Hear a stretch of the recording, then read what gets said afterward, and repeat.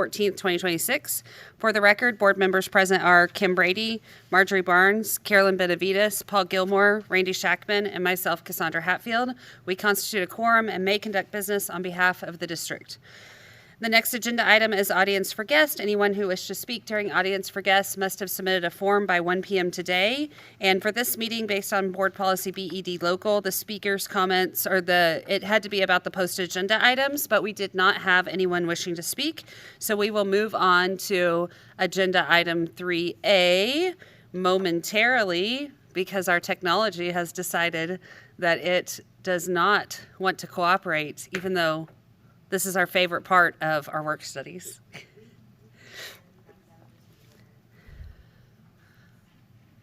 So item number 3A is our district goal progress monitoring for third grade reading language arts. So just to remind the public, we have 4 board goals, and today we are doing progress monitoring on our 4th one for the spring. And we've been working through this process of creating a systematic format for working through our board monitoring reports so that we can follow along more efficiently and have a predictable format. And so in a few minutes, administration is going to present that to us. He keeps doing it.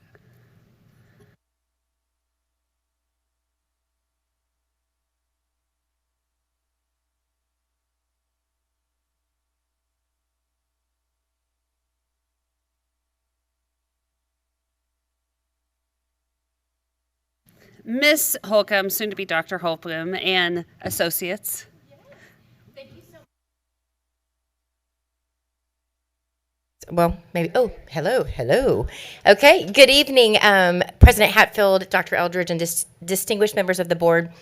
Miss Brianna Burrell, our RLA Director of K through 12 Reading Language Arts, is here with me this evening. Dr. Julian is feeling a little under the weather this evening, and so we will be doing your board monitoring report for our reading board goal. So I want to start off and just remind everyone that our board goals were set, of course, by the Board of Trustees. As you know, that we are monitoring long-range goals out to 2030 for our early reading, early childhood goals, which include also our reading and our math, as well as our college, career, military readiness. And then we also have the goal progress measures that we're bringing throughout the year that are going to be monitoring our short-term progress towards those goals. This evening, this evening, we are going to be presenting progress updates on our GPMs that we call them, the goal progress monitors, for our overarching goal of third grade reading. So to just kind of focus this in, we are looking at our third grade reading progress towards increasing our MEETS performance on the third grade STAR reading assessment as measured by what the state refers to as MEETS performance. We are looking for an increase by 2030 to hit 64%. And so we were starting this in 2025, going from the 46%, aiming for incremental growth over time to 2030. If you'll remember, the last time we presented in April, we did our board goal for our math GPMs. They were adjusted slightly between fall and April to adjust to our goal progress measures that were adjusted at that time so that we did not have stagnant measures every year, but they were more incremental measures. So our RLA GPMs were also adjusted. The targets now reflect incremental growth over each year versus a constant target of 80% each time.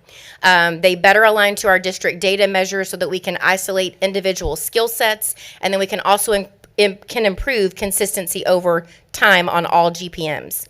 Just to revise and to kind of get us back to where we were, the original version looked like this. And if you remember, there was a lot of 80% across the row. They were measuring vertical progress measures from pre-K all the way through K1 and 2 up to third grade. And that is something we do believe very much is important for us to see growth in our early literacy grades to lift our third grade MEETS performance. So the adjustments that were made are now going to look like this. The copy of this was provided to the board, so you have a copy of this. They are very similar in what we're measuring, although you'll notice there's incremental growth over time. And where we landed with our GPM so that we could monitor this consistently each year was on our reading fluency, and specifically sentence reading fluency in our early literacy grades.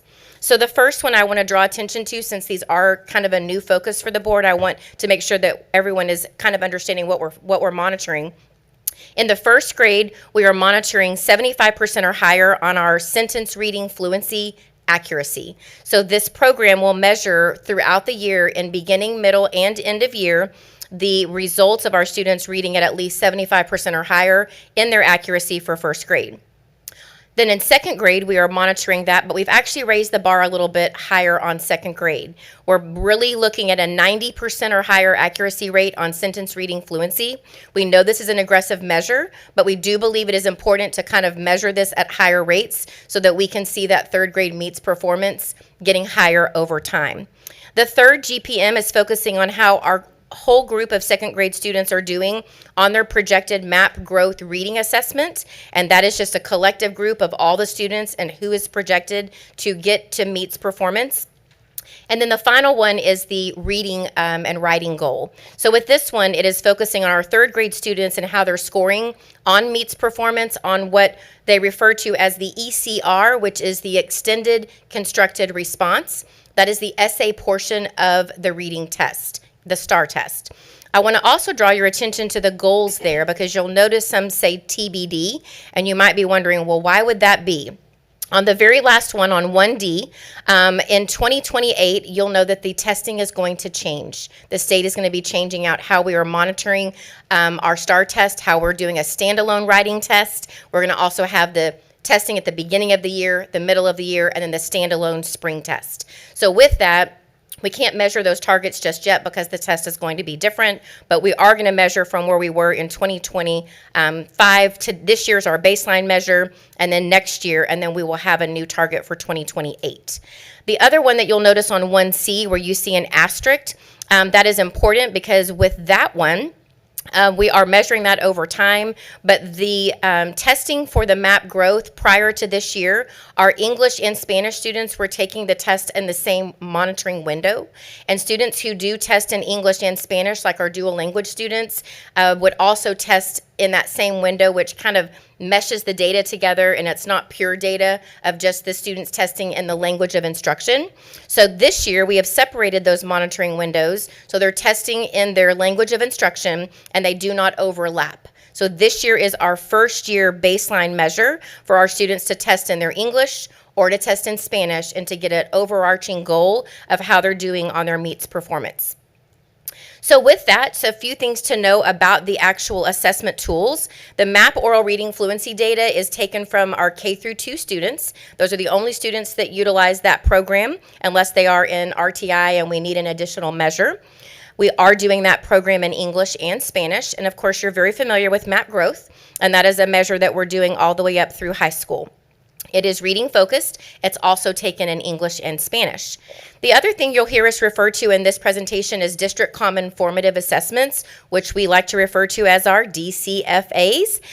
They are administered in February or March every spring, and they give us sort of a standalone benchmark measure of how close we can take how close we can measure our STAR-like questions and mastery of standards. So this is a test that looks very much like STAR, and it gives us a good gauge of where we are. So there are different tests from our diagnostic testing, which is done through our MAP growth and MAP fluency.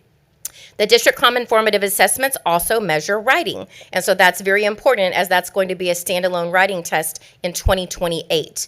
The MAP growth test does not measure writing in a written form. It's more done in a multiple choice type format.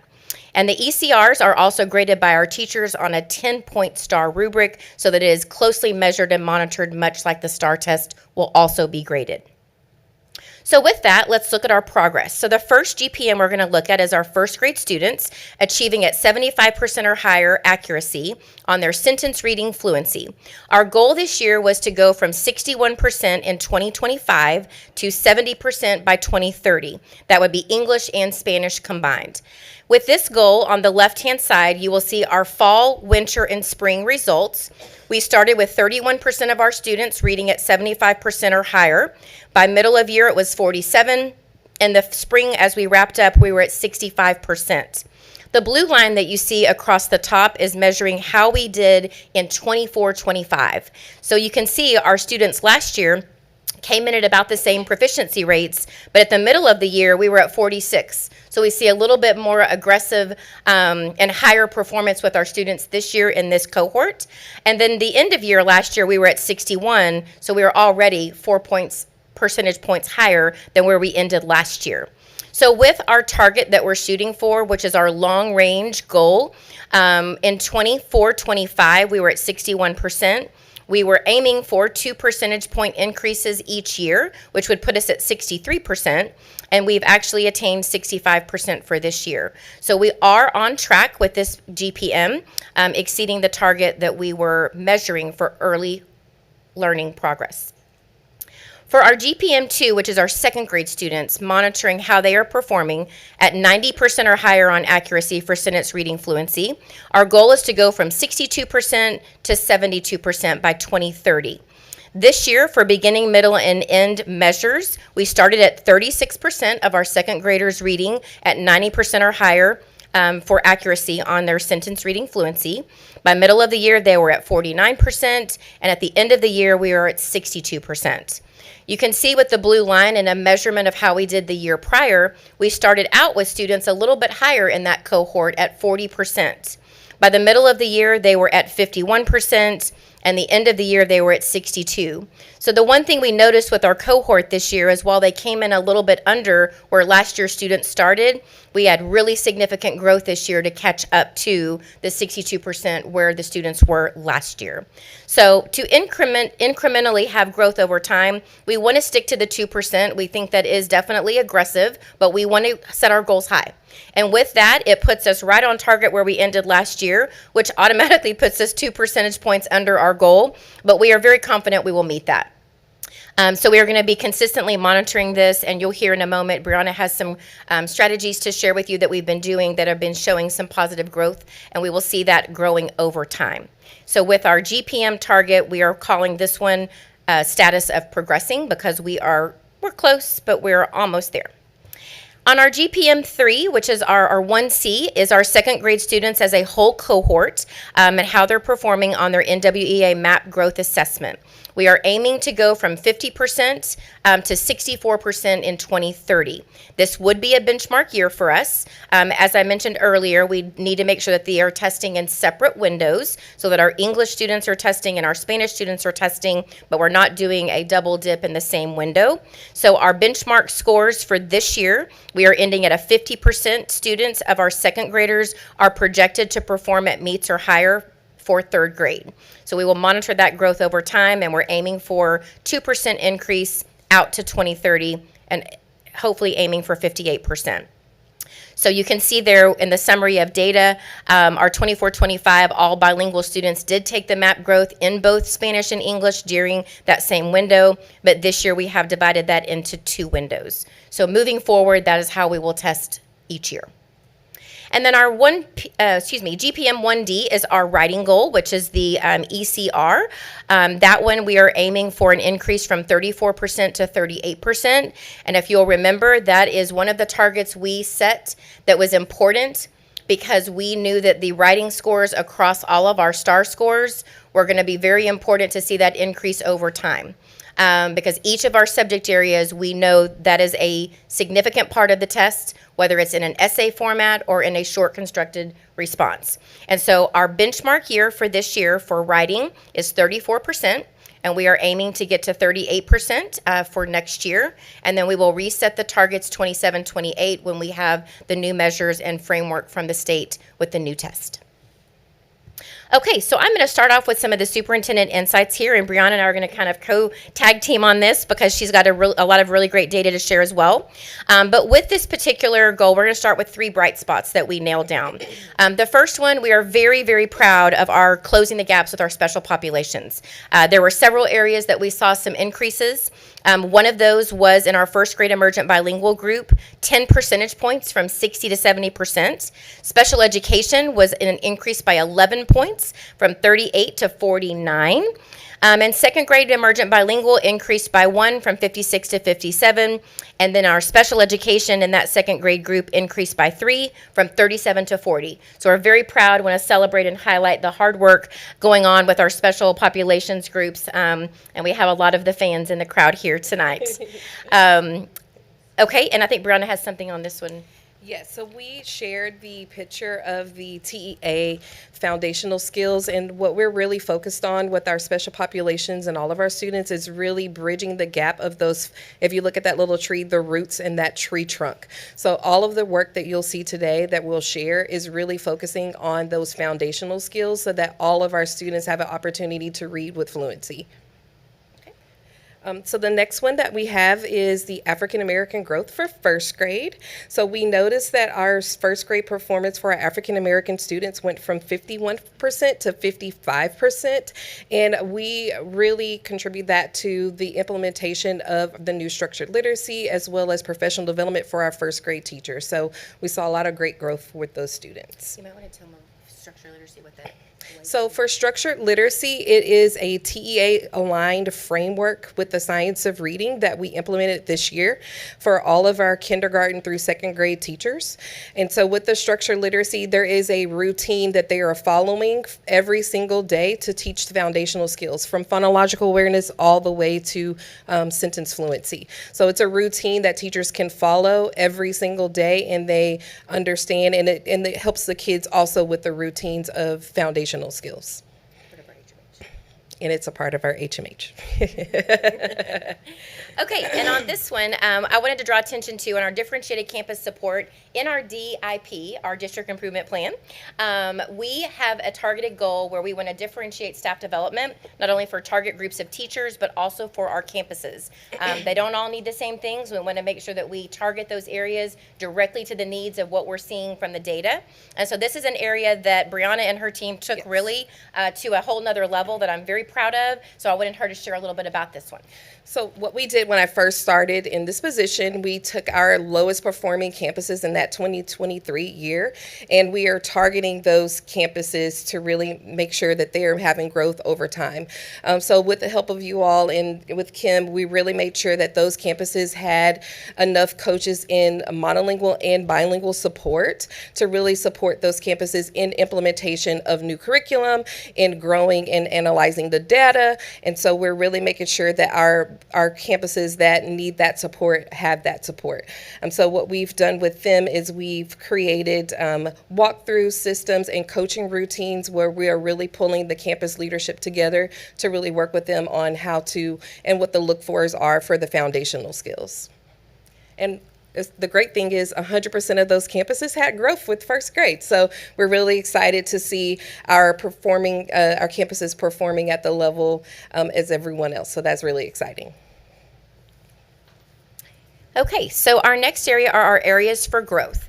I'm going to kind of lead off on this, and we both had things we wanted to share, so we were like, we're going to do this together because we had so much to talk about. And you get us in a room talking about reading, and that could go on for a long, long time.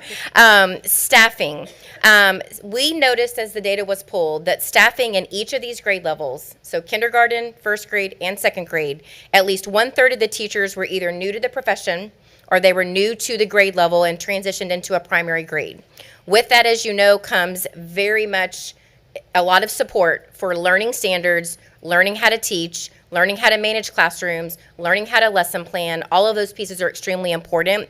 And so targeted professional development in specifically the science of teaching reading, along with our House Bill Reading Academy, which is required by the state, which Brianna and her team lead.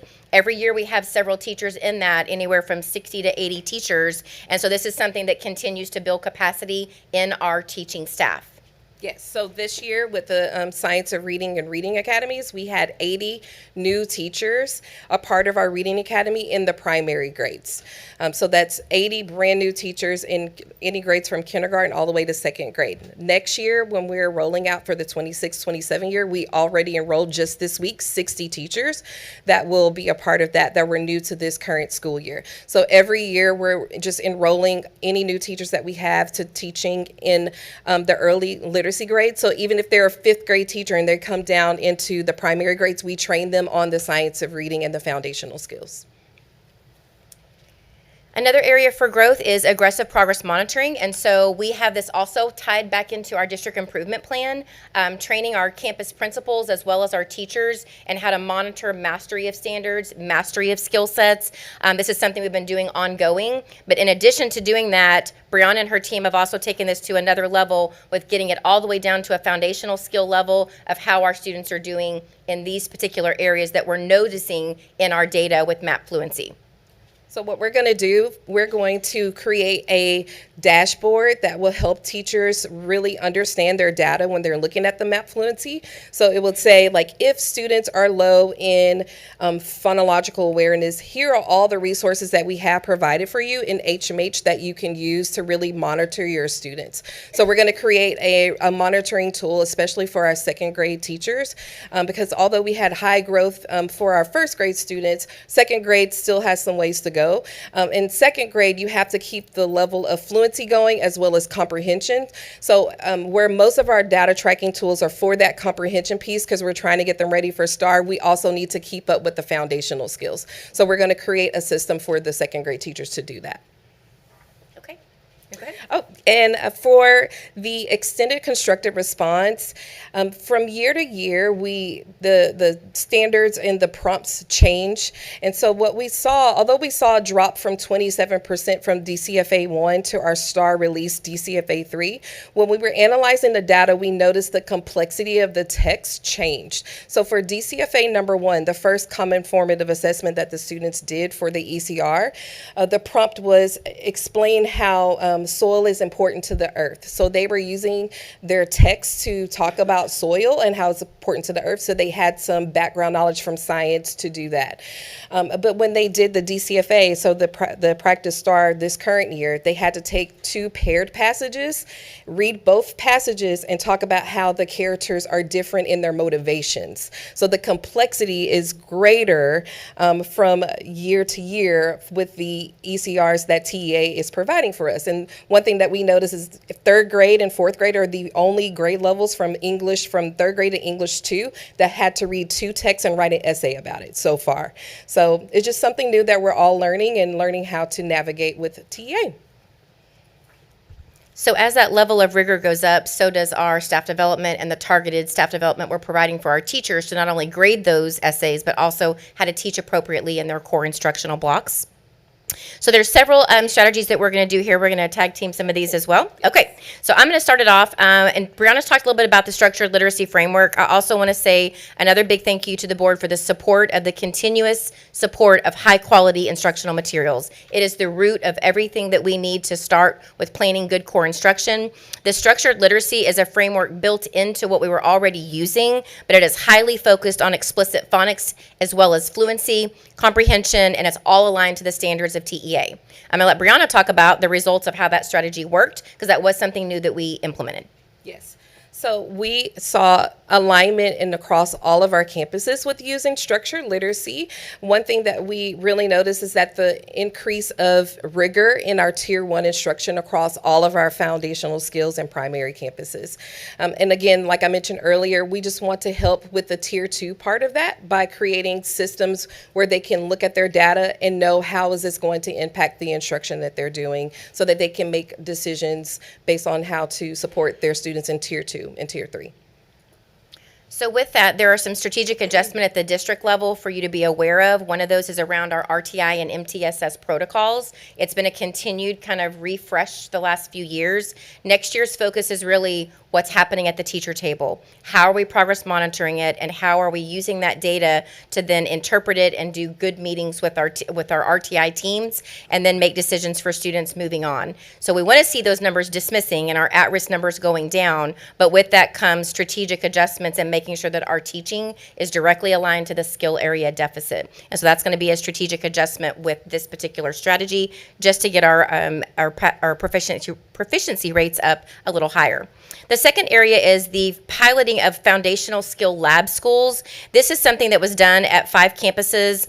It was inspired by work with our commit partners, which I want to give a shout out to them as well. Our team goes on a regular basis, I would say maybe monthly-ish, but we have a group of people that go in reading and math, and they do continued focused work with them on building capacity, learning new tools, coming and doing classroom walks. There's a variety of things that we do, and there was an area of time that we had neighboring districts coming into our schools and seeing how we were implementing our reading curriculum and went away with great ideas and takeaways. We also went with them to their districts and learned different things and brought back ideas for our own school districts. So Brianna can talk about these foundational school lab schools strategy and how that worked.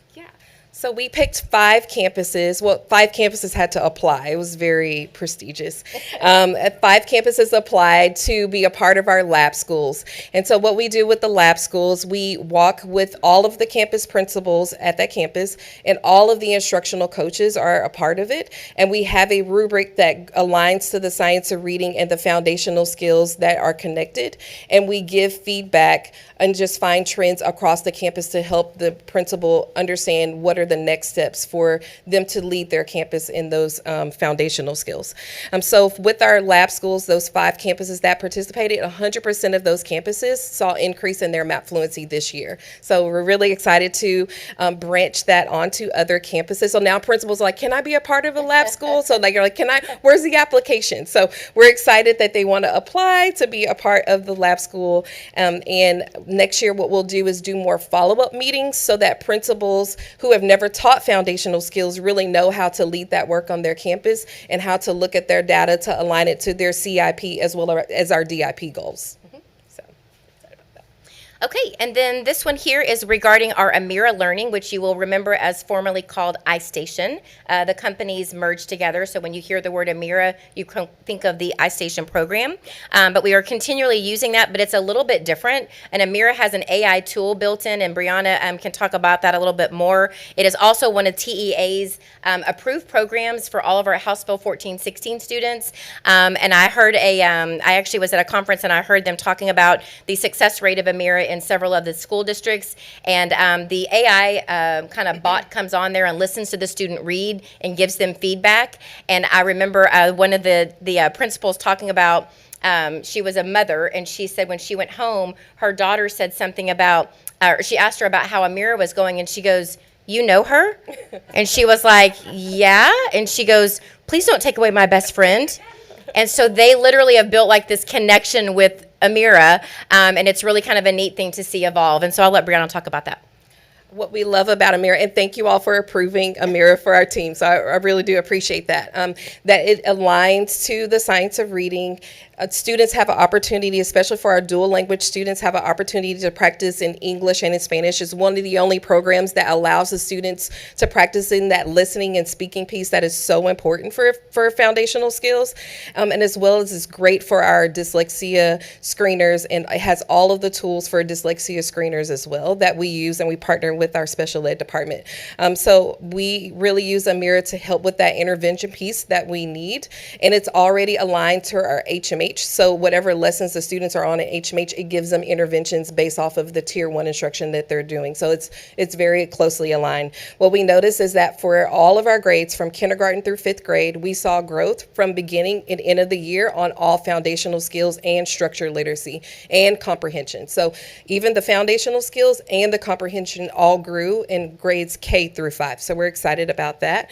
This year we had some issues with iPads and usage. So what we want to work on next year is really helping teachers understand how to navigate an online platform for intervention and provide PLCs. Our coaches are out doing work with PLCs with the teachers on how to look at the data and how to implement the Amira program into their classrooms with fidelity. So. And the one thing I would say on this one is it also requires our headphones to be up to date, in check, all the time. And so we're constantly looking at making sure we have enough resources. That's one thing we hear on our campuses a lot is we need more headphones, or we need to maybe up our budget for headphones. So I don't prepare to bring that to the board, but if that comes, just want you to know that that would be an area of support. So moving on, our last slide, we have 3 more we wanted to share with you very quickly. You've heard us talk a lot tonight about the professional development and focusing on foundational skills. Again, I want to remind that this is part of our district improvement plan that we're monitoring in many different ways, but specifically with our reading, it is critically important, especially with our new teaching staff. And so, Brianna, do you want to share on that one? So as we walk with Kim and Matt Pope and all of the district leadership, we keep a tracker of how are our teachers improving in their Tier 1 instruction, especially for foundational skills. And we saw that 90% of those teachers had improvement in their growth overall. So that was great to notice. Another thing that we really want to focus on next year is really helping principals really calibrate and understand what to look for when they're doing those walkthroughs. So just giving them more feedback in how to implement next steps for their teachers with foundational skills, because a lot of our principals are new to that. So to help them with that. Yeah, great. Okay, and then the second one here, lesson internalization. Oh, this gets us excited. We love this. So lesson internalization is something we did a PLC reboot last summer, and we really focused on this in our training with our principals in May. We trained our, are y'all laughing at me? Sorry. It's the little things. So we do love this, I'm telling you.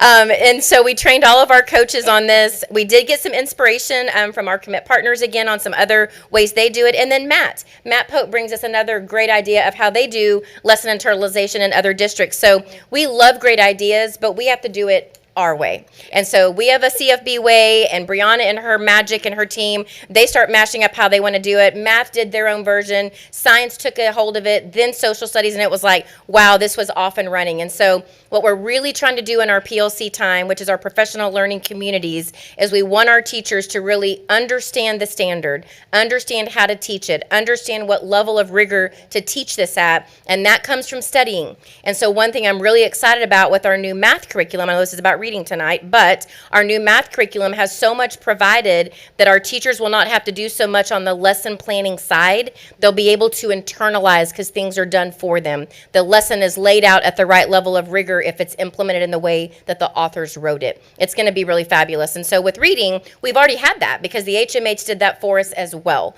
And so this lesson internalization protocol went next level with Brianna and her team, and so I'll let her share in that. So one thing we did with the principals, we had them teach foundational skill lessons to each other, and they were like, oh, I have to teach it right now. I'm like, yes, like right now. And so they taught to their partner, and their partner gave them feedback, and then they had to correct the feedback immediately and try again and teach again.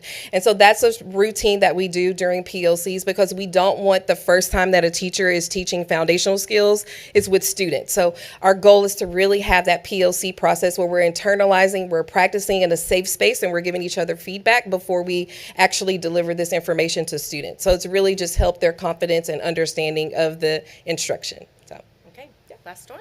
And the last one is for ECRs and really strengthening the ECR writing. So we had a district level training with all of our 3rd through 5th grade teachers on how to understand the TEA rubric and how to grade those rubrics. Another thing that we really noticed is that it doesn't start with just writing. So we really wanted to focus on this year annotations as well as structured discourse. So last year when we were doing consolidation, we noticed that a lot of our My Books were the books that come with the consumables and HMH were empty. So we started this year with doing the implementation of helping teachers understand how to annotate and teaching students how to annotate all the way from 2nd grade all the way up. And so another thing that we worked on is making sure that we were calibrated across the district with writing. So we did something called an ECR roadshow where our coaches and myself, we went to every single campus and we worked with the teachers. We took out all their essay ways, and we calibrate it together to make sure that we're all aligned as a district on grading the ECRs.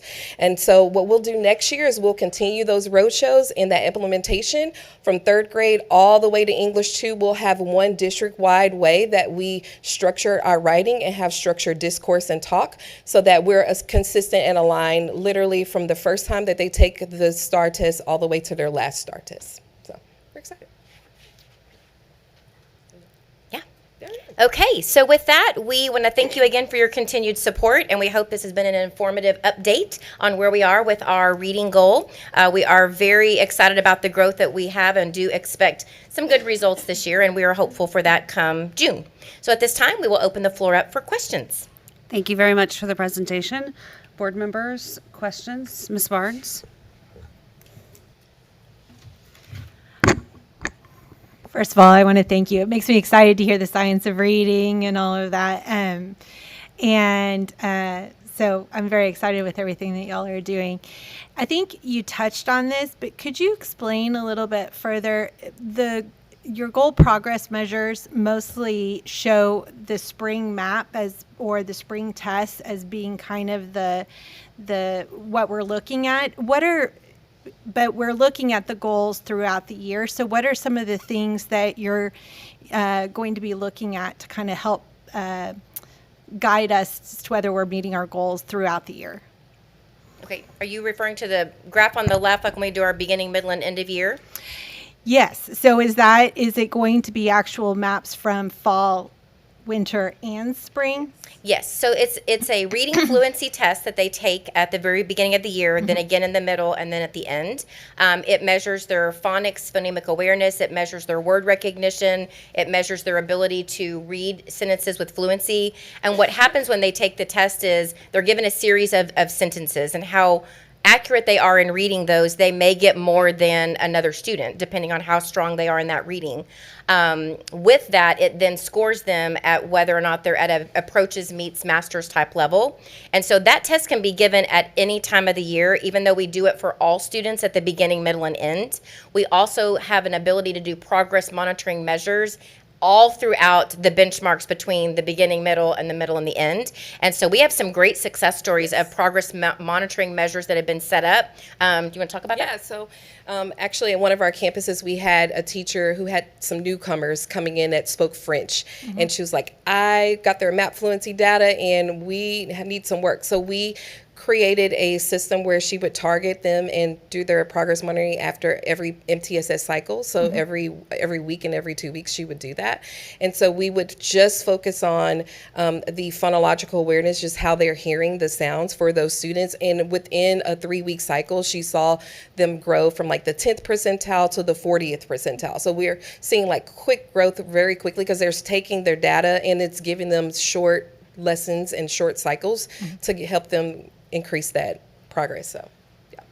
So the data that we're going to see throughout the year, though, is that just based off of those spring map scores? It will be the beginning, middle, and the Okay, spring so map. that will change from spring to fall and winter. Oh, the one on the right. Yes. So the one on the right is end of year measure. Okay. And that one's going to be every year we're going to report out like here's how we ended, here was our target, and here's how we met that goal. But if y'all decide, you know what, we kind of want to know where we are in November. We kind of want a little early report and you want 2 reports on reading, we can come in November and we can show you where we are on the left side of the graph, where we started and where we maybe are at middle of year if we have that data.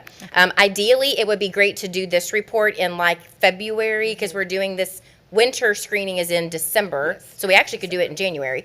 If we did a January report, we could give you the beginning and the middle, and then if you wanted an end of year report, we could come back with all 3 bars and then show you how we ended the year towards that long range goal to 2030. Does that make sense? Okay. Yes, thank you. I think to Ms. Barnes' point, so in this example, if we had heard this in the winter, you would have been able to use the slope to predict what the spring would be, so we would kind of know if we were on track based on the fall and winter. That is correct. Okay. Thank you. That's very helpful as a math person. Miss Brady. First, I'd like to comment on the great success, especially for our special populations. That's very exciting. That's great numbers. Thank you so much. My second question really is about that last slide, not this slide, but the slide you showed us second to last with the superintendent. Yeah, back one, yes. So I noticed in the middle column, second section, talk about 40% of the campuses not using Oh, Yes. this consistently, and I'm going to ask you why, and then my second follow-up question to that is this training that you offer in the summer, I guess, beginning of the year, is that optional or is it required by all new teachers? It's required by all new teachers Okay. first. And for the 40%, what we notice is that when I do PLC walks with the coaches and just like checks on how things are going, some campuses have just made this a practice of what they do with the internalization protocol. And then some campuses we're still working on making this just a consistent routine, a part of what they're doing. It's just not consistent yet. So it's because it's new and we are still rolling it out, it's something that I'm going to really work on those campuses that still need to have that push of making it just a consistent part of their routine during their PLCs. So you think part of that 40% is just because they're not as comfortable Yes. with it? Okay. So they try out the routine maybe like once at the beginning of every unit, but there's some campuses that are doing it every single time they meet. So my goal is just to make sure that just becomes a part of what they do when they're meeting together in PLC. And so the end goal would be that everybody's using it consistently Yes. on an everyday basis. We're doing this all the time. Yes. Excellent. Thank you so much. Ms. Benavides? Thank you. I wanted to ask about the fundamentals for the emerging bilinguals and the 1% increase. How are they doing on those fundamentals? Is that a challenge for them to be able to increase the reading skill? I think it was this one, right? Yes. So for the fundamentals for the 1% increase, is that what you're mentioning? Yes. So for our emergent bilingual students, what we're noticing is because they are now transitioning into from those foundational skills of just the decoding and multisyllabic words, what we're struggling with inside of second grade is building the fluency. So they know how to, because syllables is just a part of what they do. What we're seeing the struggle is now is putting it all together in context and really reading with the fluency. So that's what we really want to work on with our second grade teachers next year is how do you, now that you understand the foundational skills of decoding, how do you put that in context inside of a book and read fluently to help you build your comprehension? also at the 90% accuracy. Yes, and it's also for 90% accuracy, whereas in first grade, it was 75%. So the level increases. That's great. Thank you. Yeah. You got one? Go ahead, Mr. Gilmore. Hi, Kim. Third grade reading's pretty ambitious, 46 to 64. Do we understand what GPMs are the strongest early indicators that we're going into the right direction? Say that one more time. I'm sorry. Do we understand what GPMs are driving or showing the best success to get us to? That's a great question. Wow, and we probably don't have enough time to get into all of it. But what I will tell you, writing is going to play a really big part in our students in third grade meets performance to meet those goals. If we don't master writing, we're probably going to struggle for meeting that goal every year. But the other part of that is if our students aren't coming out of second grade with reading fluency and mastery of the foundational skills, the comprehension piece is not going to be able to go to the depth that we need. Meets performance on STAR is all related to your ability to lift the words off the page, understand the text at very deep levels, and then to Brianna's point, write about it in complex ways when you're comparing texts and comparing characters. So we have to get students out of second grade with strong reading skills and not still working on mastering phonics in third grade. And we do struggle with that in some areas, especially when our emergent bilingual students are coming into grade levels learning another language. And so we're teaching both English and Spanish. And so sometimes that just takes time. So the growth that we're seeing is very positive, that we're doing things that are going to get us where we need to go. But with that, we have to continually monitor and adjust our game plan because every year can show us something a little bit different. So when we start a new year, we look at our percentage of new teachers. We look at the experience level of our teachers. What grade levels are they in? Where are our hot spots? And how frequently are we going out and continually observing and giving feedback? We're implementing a new walkthrough feedback tool next year that we are beyond excited about, which I can talk about another time. But that is going to give us a unified system for monitoring walkthroughs from every single level, from district to campus administration to our coaches, and it will be able to pull data for us district-wide to see where are we strong, where do we need to do more of a focus, where do resources need to be put to increase areas that we're maybe struggling a little bit. And so we are very excited about that because that will continually grow and build capacity. So to answer your question, I will come back to, I'm going to say the writing, the 1D is going to be one we've got to really keep our eye on, but we can't lose sight of where our second graders are coming out of that grade level and how strong that level of mastery is. So that 90% sentence fluency, that's aggressive, but that's going to get us where we need to go. Okay. And then I think you answered my next thought is with the change in some of these tests and things, we have a plan to inform the parents of where they're benchmarking and all that throughout the year, so that because of that change in Yes. that, and I think I heard you just explain that. Yes, so for our DCFAs is what we call them, to help parents really understand, we actually share that information with the parents. The teachers have that a part of their grading process, so the parents are aware. They can see it on Parent Square and the self-serve to see how the students are doing with those assessments. Another thing that we also try to help teachers do and share with their parents is how to really look at the data and really understand how to support their teachers and parents and students on how to really help them with that ECR work. So another thing that we kind of implement is just giving students just quick short cycle practice all throughout the year, because we never know what TEA may ask them for that constructive response. So we just give short cycle practice that they can do all throughout the year, and they can take that home and share with their parents as well. Cool. I look forward to seeing the results. Thank you. We are too. I just have one question. I notice as we look through like the plan and the strategic adjustments, looking into next year, there are several that say like increase implementation, increase support, adjust support, and expand lab school. So how will the resources that you had this year need to change for next year in order to implement this ambitious plan? Great question. That is a good question. So as far as resources go, I would say outside of maybe headphones, we have the resources that we need to be able to increase the student outcomes that we're after. It's the training, how to use the tools, how to use them appropriately. And I'm a big fan of not changing things frequently, because what teachers will tell you is, I just got used to using this and then you changed it on us and I got to learn a whole new program.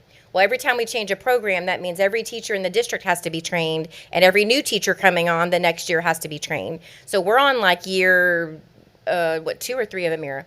This is just year one. This is our first year. So this will be our next year, because we've had iStation, which is embedded in it, but it's still a little different. Yes. So we've had that, and then the HMH is now year 3-ish, going on 4. So we've got consistency in that area. So the resources, I think, were okay. The staff development resources, I will be really honest, the RLA team is outstanding. And I would put any of those coaches and coordinators and directors, our executive director, in front of any of the multilingual campuses that need support. We can handle it in-house. I don't think we have to outsource much outside. I would say in some areas we do need that support, like in multilingual, and we'll continue to partner with our outside cohort with Ms. Carlene Thomas and those coaching cycles. We will continue with Matt Pope and his work that he's been doing. So there's still some things that we'll do that are outside resources that might be an area of support that the board could ensure that we can provide funding for. But outside of that, I think maybe the headphones is the one area for us With to the microphones. They have to have good microphones.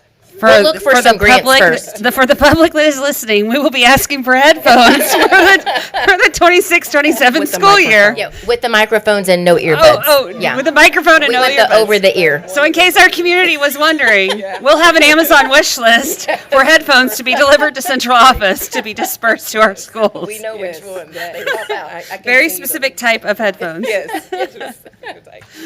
I feel Karen's not here tonight, but I feel a social media campaign coming on. Did you know the importance of headphones? Yes. Okay, board members, any additional questions or comments? Well, I want to thank you guys for the report. It's incredibly heartwarming to see the intentionality behind the work that's going into meeting these goals.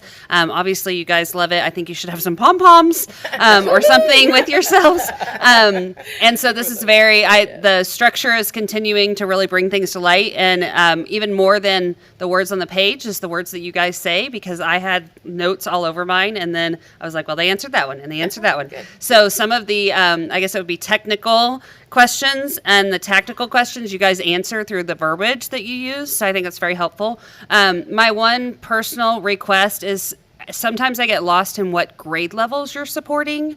And so it feels very broad, like we're doing professional development, but the goal's third grade. And so I'm just trying to understand like how targeted the professional development is. Is it kinder through third? Is it all the way to fifth grade? Like kind of that. Okay. We don't need to answer that now, but just thinking forward, that was the one thing that I just was like, what grade is actually getting this support? Got it. So, and that might help if we weren't doing all the GPMs together. Yeah. Because if we were just doing the first grade GPM, then these insights would just be for first grade. So it would probably really connect to that. Yeah. So maybe that'll help us for next year. Sure. Absolutely. Yeah. All right. Any additional comments? All right. Thank you very much. Thank you. Excellent work. All right, we're moving on to item 3B, which is our facilities condition update, the plumbing, roofing, and critical infrastructure strategic use of remaining 2018 bond funds. Mr. Moore. Thank you, President Hatfield, trustees, Dr. Eldridge. I'm sorry to say I don't have anything as stimulating as lesson internalization to discuss, but lots of numbers in here, and I internalized these through my math lessons growing up, so now that I've had a little fun at Miss Holcomb's expense, thank you, ma'am. It's just intuitive. We're right there. She's going to pass those out for me. So tonight, as you shared, we're going to talk through 2018 bond residuals. I want to make a point here. People may be going, why are you talking about 2018 bond? It's 2026. We see bi-monthly reports on the 2023 bond. And so we had some money left over from the 2018 bond dating back. The bond passed in November of 2018. It was a $350 million bond. We did the work. We completed the projects. It was promises made, promises delivered. September 22 is when the Bond Oversight Committee declared that we as a district fulfilled the expectations, the intentions that the voters approved with that vote. About a year and a half ago, November of 24, is when we, in a work session, reviewed with you all a project list to help us work through the remaining residuals from that 2018 spend. And so here we are tonight, again, looking through the project list to assist with the final spend of these bond residuals. Now that slide on the screen is a little small, but those are the jumbo-sized tabloid sheets that you've got there at your table. What you're looking at, that's what we have looking to prepare for this, deemed as the phase one. That is the list that we looked at in November of 24. And if you see the blue line, first of all, look at column G. That's the board ranking in November 14 of 24. That is the ranking. We brought you this entire list. That is where the rankings landed at the end of the work session. We drew a line at line 23, just there at the Creekview High School elevator replacement. That is where we went with Corey and Bobby and construction and facilities, and determined we wanted to stop there to ensure that we had the funding in place to complete the projects. So that blue line there designates where we stopped. As you can see, most of those projects are complete. There's a couple that are still in progress. And you'll also see below that blue line, you're like, man, you just told us that everything that's green you completed, and you stopped at the blue line. Well, we redistributed funds on those green that are there below that blue line. We were able to move some of the funding around, whether it was construction, facilities, security. So not only were we able to complete the items above that blue line, we were also able to get creative in some of our spending and move funds around to complete more things on that list than just that. So I'm about to go Pablo Picasso on you here. Bear with me for a second, because there's going to be a color splash.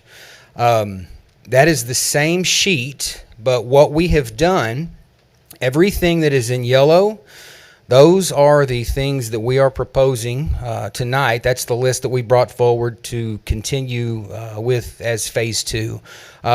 Those in the red, those are things that we simply don't have the remaining funds to complete. And so starting there at line 24, I will work my way down. This is, again, is the rating order in which we received them and where we stopped in November. The LED replacements, you can see there, it's at Creekview. Working down, it's at Smith, Turner, Blaylock, Polk, Ranch View, and Bush. All of those LED replacements, we obtained new estimates on those. And so you can see there the new estimates, and they're considerably lower, about $1.3 million lower. That is one of the areas, the sports lighting LEDs, that's one of the areas actually where prices kind of do trend downward. Everything else escalates, but that's so competitive, and the market chain has stabilized so much, but that has decreased. And so the estimates on those LED replacements are less, considerably less than they were. The Standridge Stadium scoreboard, line 25. This was a year and a half ago. We had an estimate of $750,000. That estimate has doubled in that time. And as a reminder, that is, we just had a game at Standridge in November. We were hosting a playoff game between Coppell and Richardson High School. Lightning came in, scoreboard at the bottom of the board, went on the fritz. We couldn't get it lit up. The referees were keeping time on stopwatches. Coaches didn't know down and distance. Players didn't know the play clock. It was something. And so that scoreboard, that would include the scoreboard, the video board, and the audio. There's 3 separate components that we have at Standridge. All of them are pushing 20 years old, and so this would bring all 3 into one. Line 26. Initially, there was $290,000 worth of HVAC equipment and controls that we had brought to you in 24 for this building here. But in the process, since then, we've had some leaks and some different issues come up. And the roof, you see that scope change from 290 to 1.88. That is a scope change for the roof. It also includes the original with regard to the HVAC, but this roof is 20 years old, about 22 years old. It's exceeded its warranty. There are multiple areas of failure. There's bubbling, cracking, blistering. There's erosion around the curbs where the rooftop units are. And so to replace the rooftop units, which we need to do, it just would make sense to replace those and not touch the roof. Also, as we saw earlier with the AV on the displays here and the approval for the audio-visual system here, if we did that and did not do the roof and the rooftop, calibration could be thrown off. So all of those things need to take place at the same time. LED moving down to there. Sports field again. Wesley building, there's no funding in there. There's not enough with that estimate. The irrigation, that's a phase 2, and I'm going to recommend something here in a second on the next slide. And then at the very bottom, that's the new item. We did not have that on here in 2024 when we talked with you about these, and that is Good and Las Colinas. That's repurposing the existing rooftop units from McCoy Elementary, Fresno Elementary, and Farmers Branch Elementary. That is a $3.2 million request there. And that came up, obviously, those campuses were functioning in 2024.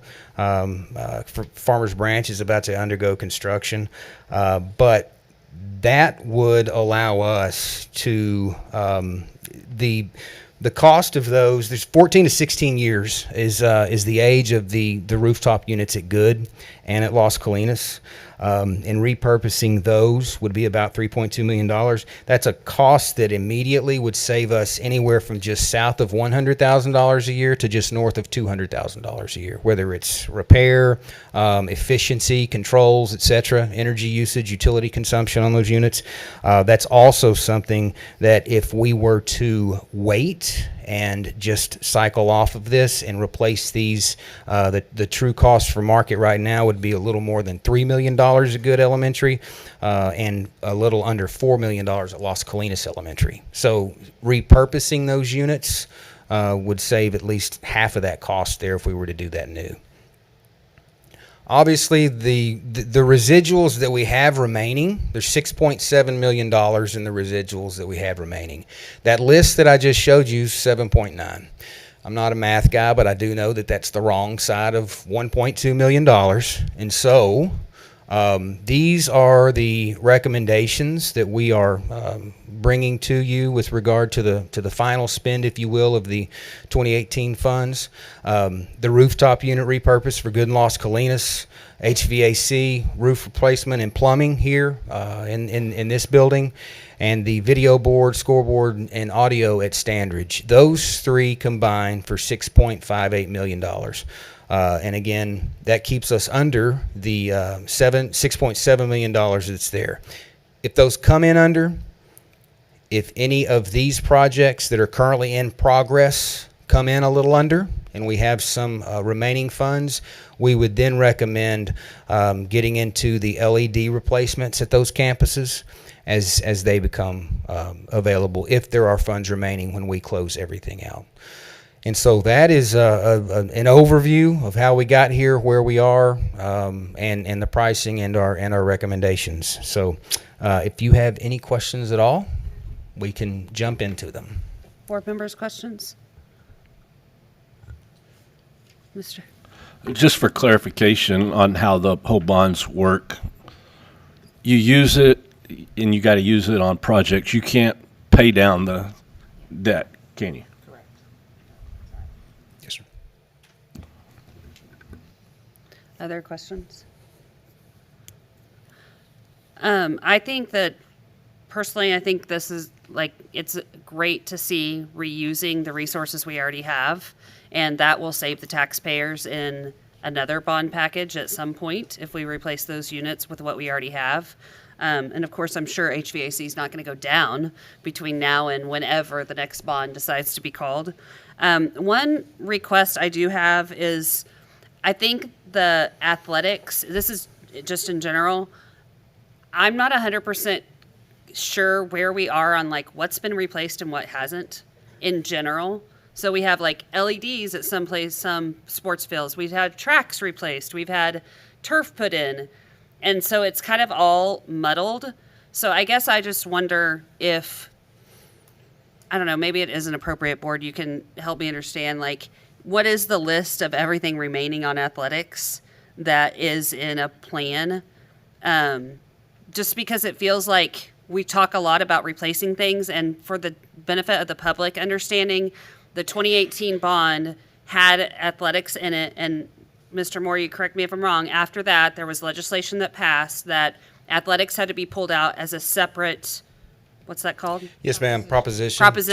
Our 2018 bond passed, and then in 2019, and you were all right, it did have allocations for athletics. And then in 2019, legislation was put into place where, in order to have a bond fund spent on athletics, there had to be a standalone proposition for stadiums and certain amenities if the capacity was 1,000 or more. And so that is where this is the last funding that we have available to spend without going for a standalone proposition in order to do this type of a work at Standridge.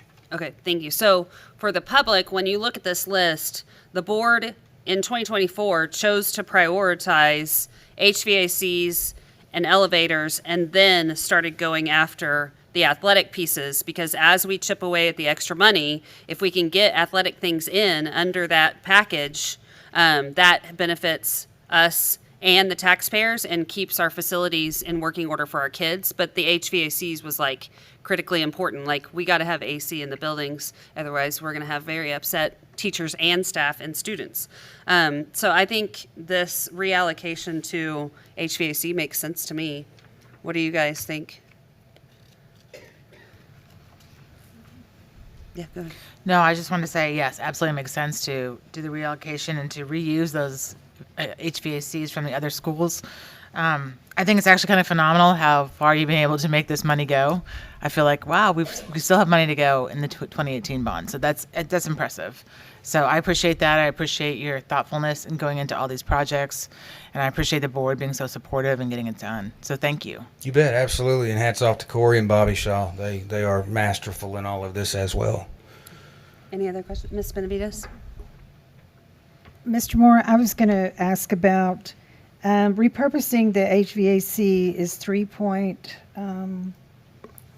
3.204. Yes, ma'am. Now, the age of those units, you said they have another 14 to 16 years? The ones that are currently at Los Colinas and Good, they are 14 to 16 years. The And ones that we would replace them with are about 3 years old. So Okay. there's still 7 years remaining on the existing warranty on those that we would replace. And aren't the Farmers Branch units newer than the others? They were all, the McCoy, Furneaux, and Farmers Branch were all done within a year or Okay. two of each other with the 18 funds. Okay, thank you. Yes, ma'am. Ms. Barnes? Did she answer it? Okay. Any other questions? All right. So with this information, is this a action item you're considering for the June meeting? Yes, ma'am. Nothing for tonight, just consideration for you all to look at and bring back to you in June. So board members, as you kind of mull through this in your mind, if you have any additional questions come up, feel free to email them to Dr. Eldridge, and they will answer questions. But I would anticipate that you would see this as an agenda item in June. And so it'll be important that if you have any questions, to be thinking of those between now and when that meeting is posted, so that we can make sure we get your questions answered. And then, of course, we can answer them during the meeting. If there's specific questions, we can also pull it off a consent or do it in the pre-meeting or have it as an action item for you to get more information. All right. Thank you, Mr. Moore, Yes, very ma'am. much. And thank you to the construction team for thinking so thoughtfully about these residual funds. All right. Board members, do we need a short break? Everybody good? Everybody's good. Okay, here we go. For those of you that would like to go home at this point, totally, we understand. Although you are always all welcome to stay for as long as you would wish. Our next item is item 3C, which is our staffing study presentation. Dr. Eldridge, will you introduce this item? Hello, Karen. How are you? So our district needed the guidance from TASB, and we reached out to Karen Dooley. Did I say your last name correct? Yes, ma'am. Okay. And so Dr. Smolska set this up. We wanted to see where we are as far as, since we are declining in enrollment, what is our staffing ratio in every department, our campuses. And I know you spent a lot of time interviewing the departments. I know you'll talk about that. And so these are the results from, and you can give the timeline of how long it took you to do this. But this is a very important review for us as a school district, because we want to make sure that we are being fiscal responsible to our community taxpayers, that where do we need to watch what we're doing and hiring, and you know, who do we need more, and what do we need to really look at. So with that, I just can't wait to hear your presentation. So take it away.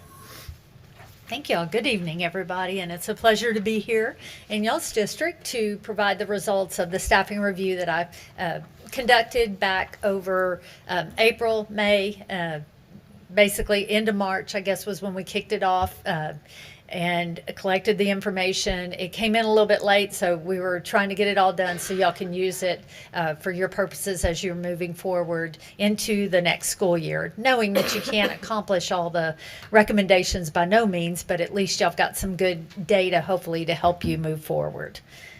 So the review itself, it entailed collection of data, and so there was staff data. There were questionnaires that were sent to the participants once the participants were determined for the district, and then virtual interviews were conducted after that, where we talked about just the information that they submitted, if there were any clarifying questions. I always like to let the staff know how I use the data that they provided, not as well as how do I look at their particular area to review it. And I'll give y'all some information on that just shortly.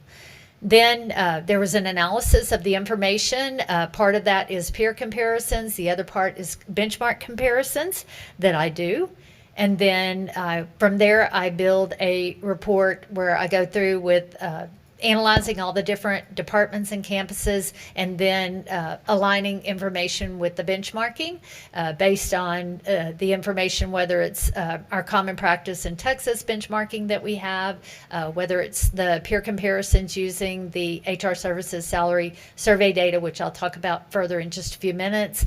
We use organizational standards as well, but using all of that information to do the comparisons, and then addressing the needs and identifying any savings that could come about because of the alignment of the benchmarking, and identifying the variances that were revealed through the study.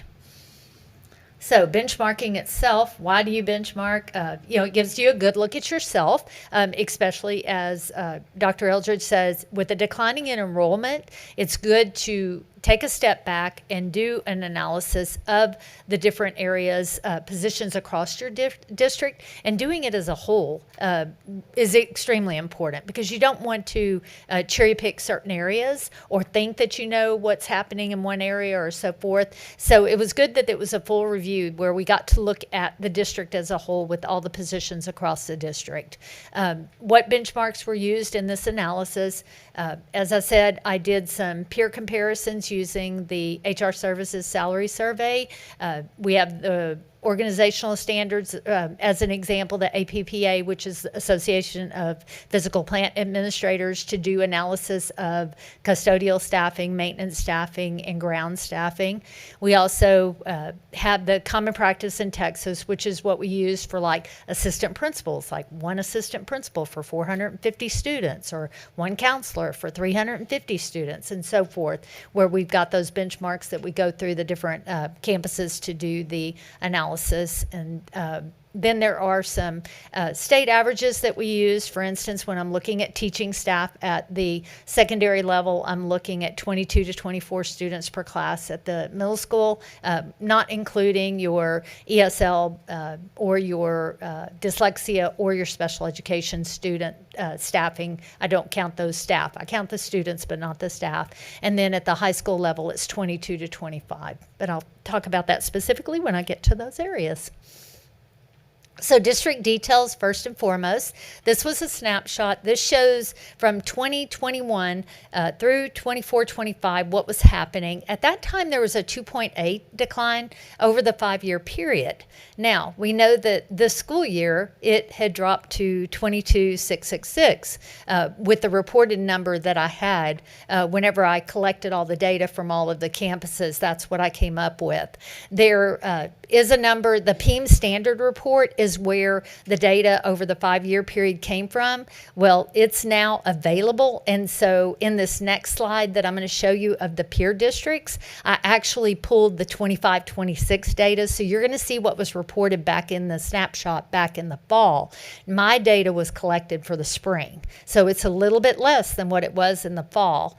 What we did use was a 2% decline in student enrollment for next year. And that was by aging up students from kinder to first to second, on up, all the way from 11 to 12, and then calculated a 2% decline in student enrollment in order to get the projection. So we were using 21,642 as the projected enrollment. Now, it's it's divided up into the different campuses as I go through the different positions on those campuses, but that was the total number of projected students for next school year. Can I Yes, ask you ma'am. a question? When you get into some of the ratios, are you using the students for next year?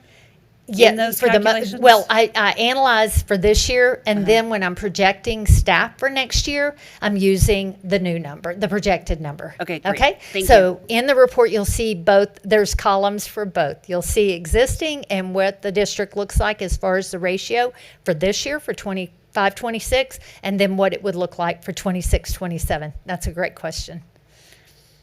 So moving forward, these were the peer districts, and like I said, this particular chart is hot off the press. We have, spreadsheets with macros in them that collect data, that we get this data from TEA, and it organizes it so nicely for us. This particular one, I had to hand do it because we don't have our new stuff ready, and like I said, it is brand new data.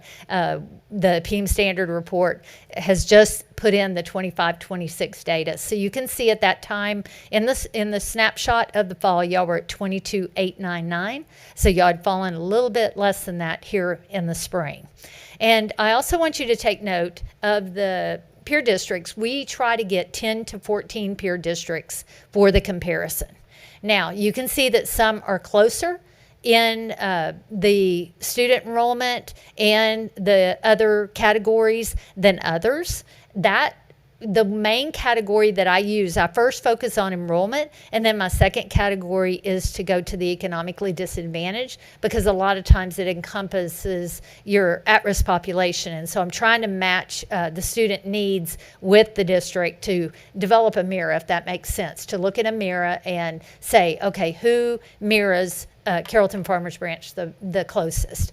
And so I'm going to show you in just a few minutes something that can be done to narrow down the comparison a little bit from what I did here. Like I said, I like to do 10 to 14 districts, but the district may want to go a little bit narrower, and they can do that, and I could show how that can be done. So the strategies moving forward after this, we would expect that decisions made by district leaders and the board collaboratively on what these are. There's some recommendations, but that's all they are. It's just a menu of items. If you're needing savings for the district, or if you want to right size some of the things based on what the student enrollment is, or based on a benchmarking, or based on an organizational standard, there's a list of things that y'all are going to be able to look at that has, I think you got the very last page with the cost and analysis from the report. And so you can look at what it will generate for you if you were to choose to do certain pieces of it. Of course, what I want to make sure that I tell you is that you have to think about your strategic plan, right? And your district goals. And those are going to set your priorities. And so there may be something that may not necessarily align with what your priority is, but you would do what you would think would be justified based on your priorities. So keep that in mind. I mean, I'm just going through and working with the data and giving it to you, and then y'all work collaboratively as to how to move forward with the information. And so we always recommend reductions through attrition. We would say avoid a RIF process at all, at all cost if you can. I know that sometimes districts have to move forward with RIFs. There's the two different kind. There's the financial exigency and the program change. The program change RIF is an easier one than the financial exigency, but just something to think about moving forward. Hopefully you can deal with things through attrition.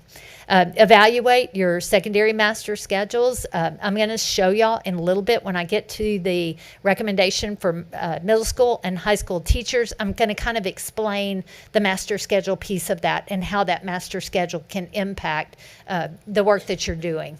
But you also have to consider some curriculum and instruction things, or some teaching and learning things, or leadership and learning things that were talked about a little bit earlier whenever you're looking at master schedules, because they're working with those PLCs and they have some very focused work that they're doing. And so that can impact the master schedule as well.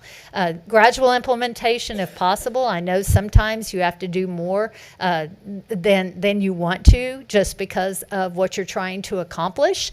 The good thing is with gradual implementation, you've got about 50% of your staff that are not going to be contracted staff. So they're going to be on letters of reasonable assurance or just on employment agreements, things like that. And you can make changes in those areas easier than you can with the individuals that you have on contract. And y'all have already issued contracts for next school year. So, it'd have to be through resignations with your contracted staff if you do any adjustments at this time. Then utilize district and campus staffing plans. What you can align with the enrollment at each of the individual campuses, and how you can use that also for other areas, auxiliary areas and so forth, is important. And it can allow you to do an evaluation moving forward each and every year if you establish what those benchmark or what those ratios look like for you, for your district. And you may match mine and you may not, and that's okay if you don't, because like I said, it's your priorities for your strategic plan that's going to drive what they look like. Okay. So summary of findings and options, and this is a very high level of summaries of findings and options. So I'm going to start with the central administration group, but I wanted to show you what the peer comparison looks like for the area, using the HR Services salary survey. That is actually a salary survey, but in the process of conducting it, we collect FTE counts. And so that's why I'm able to use it to do analysis within the central administration staff.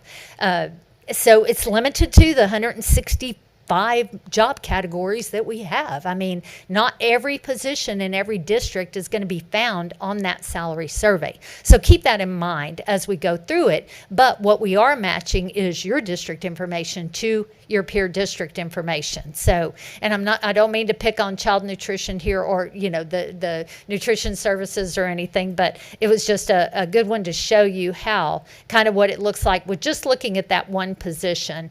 And so for district child nutrition supervisor there, Carrollton-Farmers branch reported 4, where the average of the peer districts was 2.1. And that number is determined by adding up all of the peer districts and then dividing that number by the number, which I think is 11 peer districts up there. And so it came out to be 2.1. So good information because it shows you that there's a variance. You can also see who is also staffed like you, and then how many districts are staffed below where you are for that particular area. The chart underneath there is me showing how you can narrow down the information. If you were going to look at the 3 peer districts that probably align closest in enrollment and the student population that looks most similar to y'all, it's going to be Birdville, Hershey, Euless Bedford, and McAllen ISD. And so if you were going to look at narrowing it down and saying, okay, well, those 3 districts, if we want to do something for this particular position, what may that look like? And so I just took, took out the other peer districts and just did it for Birdville, for Hershey, Euless Bedford, and McAllen. So it still came out to be 2.1, but compared to the 4. And so it's still a still opportunity there compared to those districts that look most like you, where there is a variance in staffing, where some opportunity is available to make adjustments. Does that make sense for y'all? Okay. So that's going to be the way that I evaluated all of these central administration areas. And let me say that I've got buckets. And we do that because we're dealing with spreadsheets with macros. We're pulling from this huge database that has everybody's salary survey in it across our state, which we have a pretty good percentage of districts that participate in it. So with that in mind, our categories are curriculum and instruction, business and finance, human resources. This operations right here are operation leaders, and they are reflective of auxiliary departments. And then there's technology, and there's safety and security. Now, there's also some other ones that I'll mention in just a few minutes, but for doing the central administration comparisons, then the positions from the report are put into these categories. And so in curriculum and instruction, the categories we've developed has the leadership and learning. It's also got student services, but I know student services is a standalone here, just like special education is a separate department. But the curriculum and instruction has all of those in there. If I went back to the slide before that, you'll see that each one of those positions have their own line. And so while they're all cumulative all together, and the number is 9 that could be absorbed in that particular area, it's just a big umbrella. And so you've got to look at what the variances are. I can tell you there was a variance in student services. And so while that's not part of the leadership and learning department, it had an opportunity that is affecting that overall C&I umbrella, if that makes sense.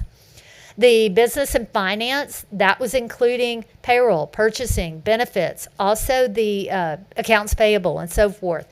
Benefits is one that we see alternate between business and finance and HR. So it's included in both, and I can simply delete it out of the HR one because that's not where it's at here in this district. Unfortunately, I don't have that opportunity in other positions like I do for the business and finance and HR for benefits. But for that area, there was a recommendation of the absorption of 5 positions. Human resources was evaluated. It did not have an absorption of staff, but what the recommendation was on human resources was looking at some of the titles because it stood out as far as the use of the title director, similar to, I'll say, to special ed too. Special ed stood out in the special education director title compared to the peer districts, and it's just that the titles are elevated in this district compared to the peer districts. And so that could be some savings in the future through attrition that you not label those or use that naming configuration of director for those positions. Maybe use coordinator, or maybe in HR it may be a coordinator or a manager. So just recommendation there, not specific positions, but just to downgrade some positions to different titles that can have some savings with them. In operations, it was transportation, child nutrition, maintenance, and custodial, and these were the high-level positions for this particular piece. I will say fine arts is part of operations here in this district, but it's located up in the C&I part. But the fine arts director looked the same across Carrollton-Farmers branch and your peer districts. There was no variance there or anything that would cause any problems. Technology, it's got the position of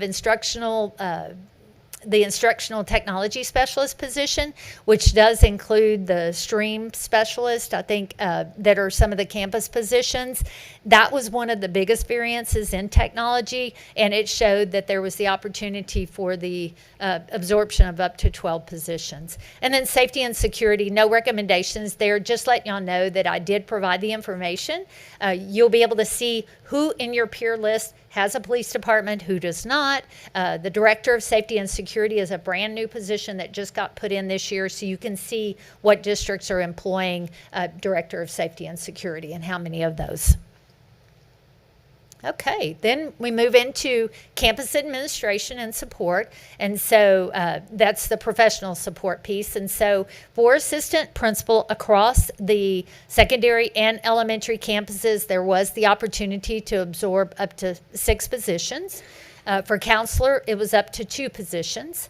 I did look at the instructional support piece. I hope that that can be used just to see, I mean, kudos to the district for the amount of money that they're putting into instructional support. You heard the work that they're doing a while ago. It was presented prior to me. So in the curriculum and instruction report, or the leadership and learning report, they've got a lot of work going on as the instructional coaches on those campuses, and y'all are doing a great job with that. There was a little bit of a discrepancy in what I do is do a comparison of the number of instructional support compared to the number of teachers on each one of the campuses, and the middle school looked to be a little bit lower staffed than what the elementary and the high schools are. So hopefully that's good information to see, especially if you've got some campuses that are needing some attention, that maybe there needs to be additional support. So just something to think about. Library, there was an alternate model provided, and it was based on a peer comparison similar to the one that I showed prior with the central administration staff, where I'm looking at number of librarians and number of library aides for those districts, and they were using a stronger model of the combination of librarians and library aides. So I did a model, an alternate model, where if a campus had less than 400 students, then I was recommending a library aide to be say paired up with a librarian at another campus, and they work together on those two campuses, if that makes sense, just to have some cost savings there, because I knew that y'all were looking for savings. So it was just an alternate model. The clinic was the same thing, where it was the use of RNs, LVNs, and clinic aides, and looking at the number of students, what the enrollment was, and assigning staff accordingly. Say, for instance, an 1,800 student high school, my recommendation was like an RN and a clinic aide. If it was less than 400 students, similar to the librarian, library aide combination, it was to staff with an LVN instead of an RN. For paraprofessional staff, there was the recommendation for 8 library aides, and that was to offset the alternate model that was given. The clinic was to absorb 5.5 clinic aides, but add 6 LVNs. And so once again, that was to fulfill the recommendation of the clinic staffing. And then general education aides, there was the opportunity to absorb 16. These are just general education. It does not include the library aides, clinic aides that I talked about here. It does include some recommendations with PE, bilingual, ISS, and so forth, and those are labeled on the graphs within the report, where you can see the specific positions that I'm aligning the benchmarking of 14.8 per 1,000 students per campus with that benchmarking, and knowing that high schools are staffed much lower level than the 14.8, and elementaries are staffed at a higher level than that, if that makes sense. Campus clerical staff, there's 2 different ratios. The elementaries are 4.5 per 1,000 students. Secondary campuses are 5.5 per 1,000 students, and there was the opportunity to absorb 13.1 positions to bring that in line with the benchmark staffing.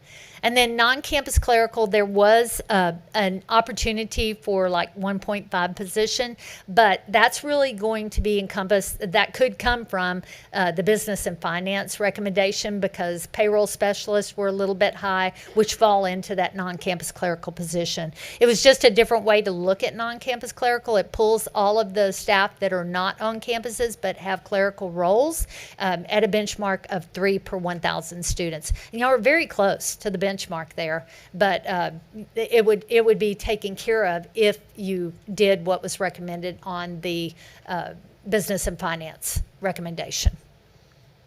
And then special education, opportunity to add 24.1 special education teachers. There was an analysis of all the instructional settings. It was resource inclusion is one area, life skills, autism, self-contained is another area, behavior as an area, and then ECSE, or early childhood special education. And so looking at each one of those instructional areas and applying the benchmark, it was an overall increase of 24.1 teachers and 17.2 aides for those areas based on our benchmarking. Dyslexia teachers, that's been a big change here recently with the dyslexia students now being going through the special education testing, and the shifting of many of those into like resource and inclusion, where we're seeing many of them being served. I also have a benchmark 30 to 35 students for a caseload for dyslexia teachers. So I took the total of students that were being served by these teachers and divided it out, and it showed ability to absorb up to 18 of them, but those may be able to shift over to the special education teacher positions if they're certified. Assessment staff, that's going to be your school psychologists and diagnosticians. There's an opportunity to add 2 to get to that benchmark caseload staffing. Speech staff was one position. Y'all don't do a lot of speech language assistance, so I would say that that's a shift where you could have some savings if you'll have a few more of those. They cannot do the assessment that the speech language pathologist can do, but they can provide the services, and so it is an option that many districts choose to do a balancing of SLPs with SLPAs. And then behavior specialists, that was an area their work had already been moving forward on. They were already implementing some adjustment to staffing of those behavior specialists. And so it was an area that stood out on the comparison for special education. So when I checked on that, it was something that was already moving forward, but it was looked at. And then teachers, there was an analysis of general education and special education. And when all the dust settled between the two different groups of student populations, it showed the ability to absorb 55 elementary positions, to put pre-K through grade 4 at 22-1 and put grade 5 at a 25-1 ratio. So that's where it landed with aging up the students, moving them and having the 2% decline in student enrollment at each one of those campuses. Elementary electives, I did a review of the elective schedule for each one of the elementaries, and what stood out to me was that there's some specialty things going on where there's some campuses that have some additional elective staff that other campuses don't have. So it's making the average of elective teachers to students range across the district elementary campuses from 72 students to one elective teacher all the way up to 202. And it's okay to have like a specialty, let's say the STEAM elective teacher, or let's say a theater teacher or something like that. But a lot of times what you'll do is offset that with one of the standard electives that you have, as opposed to having it in addition to, because then you don't have the disparity between the number of students per elective teacher. And what that also does is it brings about disparity in student opportunities as well. And so certain students at certain campuses are getting opportunities that other students are not getting. So definitely think that looking at an enrollment basis as being how elective teachers are assigned can be a more equitable model for the district to use in order to serve those elementary students and can provide some savings. Middle school teachers, there's 3 numbers there, just like there are for high school teachers. 19.1, 37.6, 39.1, high school 91.4, 92.4, and 112.9. What those different models are, so the standard master schedule over at the middle school is a 7-5.5. What that means is students attend 7 periods each day, and teachers either teach 5 periods or 6 periods. The ones that are teaching 5 periods are the ones that are getting the PLC that was referenced earlier. The ones that are teaching 6 periods are not having that additional planning period or additional PLC. At the high school, it's an 8-6.5. So students attend 8, and then teachers either teach 6 or 7. And so the first number is just taking the high end of the benchmark for middle school, which is 24, and the high end of high school, which is 25, and using the 7-5.5 master schedule, and at the high school, the 8-6.5 master schedule, and that shows you what the savings could be in teacher FTEs. And if you heard me a while ago, it does not include the special education teachers, ESL teachers, or dyslexia teachers in those numbers. The next number, the middle number on both of those, is also is a different configuration. It's taking at the middle school and doing the 7-6 master schedule. With the 24-1, it's doing the 8-7 master schedule at the high school at the ratio of 25-1. And then the final one is doing the 5.5 and the 8-6.5, but it's pushing the middle school to 26 students per class and the high school 26 students per class. And that shows the difference. So hopefully that gives you a good idea of what you can do with class sizes and with master schedules to make adjustments to have savings. Okay. And then athletics was reviewed, and on there, it's not, there's never a recommendation, get rid of coaches. That's not the purpose of our analysis of athletics. What I am doing is looking at all the athletic periods at the middle school and the high school, and I'm aligning them with what the current class average is at the different campuses. And so I'm saying if you're going to average closer to what the class sizes are for the middle schools and for the high schools, you could not absorb the people, but change some athletic periods to academic periods and not have so many people in the period. You're not taking away any coaches that are coaching the sport or after school. It's just maybe there's not so many in the period. So that's included in the report. The auxiliary staffing, so maintenance and grounds, that was reviewed. As I said, it's APPA standards. It's $67,500 per square footage of all your facilities. Grounds was done on a 1 to 35 acres maintained basis. There was no recommendation there. Custodian, there was, as far as addition of 17, right now there's 11 positions that are rovers. And so taking those 11 and adding it to the 17, there was an opportunity to add across the campuses 28 positions to get to a 1 to 23,000, one custodian per 23,000 cleanable square feet. Right now, y'all are about 25,000. And y'all may say, you know what, we're good with that. We think that our campuses, our facilities are in good shape. We like our number. We're going to stick with it. And that's okay if that's the case. So just showing you what it is for what we use, which is 1 to 23,000. Child nutrition, it was 11 positions across the whole district, across every campus total. And it was about 77, I think, labor hours is what it was. And that was based on efficiency. So I was looking for 70% efficiency at all the campuses. If a campus did not meet that 70% efficiency, then I adjusted labor hours because of that. And it totaled 11 positions. And then transportation was looked at. There was no recommendation there, but you can see the amount of square miles that your district covers versus your peer districts and so forth. So just some good information to review. Any questions? Well, first of all, thank you for your thorough report and giving us an outsider's view in, because when you're looking at yourself and only yourself, you see different things. Right. And so I really appreciate that.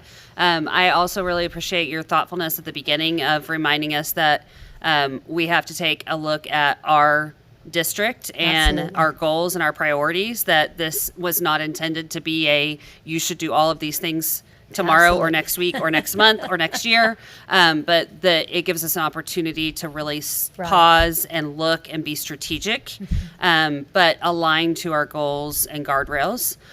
So board members, with that, comments, questions? Ms. Brady? I just want to say thanks for your report. bet. Thank you to the district for asking for it, because I think we needed it. After COVID, after all the Right. things, like, we've accumulated people, maybe not necessarily let them go. So there's been a lot of things, plus enrollment going down. Like, there's Right. a lot of factors into the numbers we saw tonight. One of my questions, though, on the high school level, and probably a little bit in the middle school, is that did you take CTE courses into consideration at all, the specialty teachers? Yes. And that's a question that comes up. It's a very common question that we get. We know that it balances itself out. We have them all the teachers outside of the ones that I listed, special ed, dyslexia, ESL, are all in there together. Now, we know that a welding class, that you're not going to put more than 15 students in there, right? But you may have a choir class with 35 kids. So it all balances itself out to that average, because remember, when I say 25 to 1 or 26 to 1, I'm talking about average class sizes. Okay? Thank you. Well, that's a good question and a common question. Ms. Benavides? Thank you. I was thinking about on SPED, does that include behavioral specialist with your figures? No, the work that they had already begun that work, and so I did not include that on that line item at the very end of the report, because that was something that was already in progress. Okay, thank Okay. you. One thing that I did is looking at the peer districts. I went and looked at the student achievement of those peer districts. Right. And I noticed that only 4 of the 11 had state accountability ratings higher than ours. And then of the 4, only 2 were significant. It was interesting that the 2 that you pulled in, Right. HEB and McAllen were 2 of them. But they have significantly lower staffing on some things. And so I just thought it was interesting because when we think about right sizing this for CFB, Right. we have some pretty strategic goals and priorities. And so I guess I'm interested, Dr. Eldridge, in how you see using this information moving forward.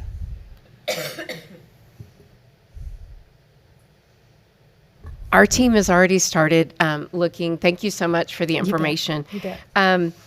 So we've had some people retire, and so when that happens, we look at we evaluate every position because we just in the last 2 years have implemented our position control system so that every position is evaluated. One of the questions I have though is when you think about as I get feedback from some of our administrators, when we have a smaller campus, but we have more special ed numbers, one of the things that the administration tells me is there's so much involved in ARDS. And so, where your recommendation is to absorb 6 assistant principals, do you take into account the special ed numbers of those campuses, even though they have a lower enrollment? They still have a higher population of need. And so that's what we as a team are trying to balance out. And so back to President Hatfield's question, I think that to make it in our district, we are evaluating all those positions. But at your level, do you take in account those specialized programs such as special ed? Right. And I think that that's a great point. What I like to also look at, not only, of course, yes, and when they're at a 0.5 or whatever, you got to determine, do we add additional one or do we not at that point? And that may be based on the student population that particular campus serves as to whether you do it or not. The other thing is making sure that and I'm sure that this is done in special ed, is that you're not overloading a campus with a group of special education populations, if that makes sense, that you're trying your best. That's the way when I was in a district was we really tried to, we couldn't offer every program at every campus, so we tried to pay attention to the number of students that were in the different programs that needed that support. If they had that behavior unit on it, then we didn't load them with a bunch of other stuff because those are usually your most taxing ones. But just the number in itself, like you said, ARDS and those types of things. Now y'all have the ARD facilitators, which is a helpful thing that some districts don't have. And so just looking at how you're using those additional staff too is extremely helpful. And I think too, special ed is a high need, and and we've discussed it, and I know Art's going to discuss it in our finances, but I really appreciate the report. I think this is the analysis that we need to continue to follow as a district. And, as I look today or last week when you sent this, the analysis of just absorbing certain positions at the cost savings is such a benefit.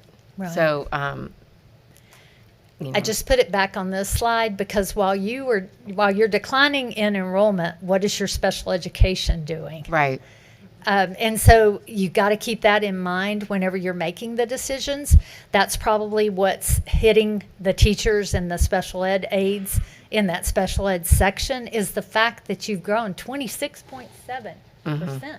That's huge. And we know that a big part of that is the dyslexia thing that occurred, because now so many more students are qualified as special education that used to only be 504 dyslexia. So that's increased it, but I always tell districts pay attention to that because that's gonna impact your number of special ed teachers and it's gonna impact your special ed aides. Well, and I just want to note that from snapshot date this year till today, we've already lost 307 students. So, I'm wondering if the 2% is... It may not be enough, so you may have to go a little bit lower. That's what our CFO and I have been discussing. We don't know because we don't know the impact also of the vouchers. So it's an evaluation every day, and that's what we talk about. So Absolutely. thank you again for your report. You bet. You bet. Ms. It's a Barnes? pleasure working with y'all. That was my information. I have a quick question. Yes, ma'am. For the general education, educational aids, you had talked about absorption of the 16, but you said that adjustment includes bilingual and ESL aids.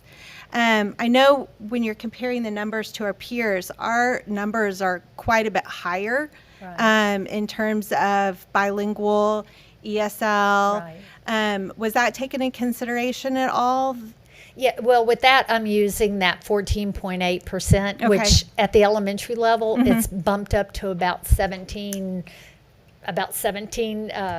aides per 1,000 students.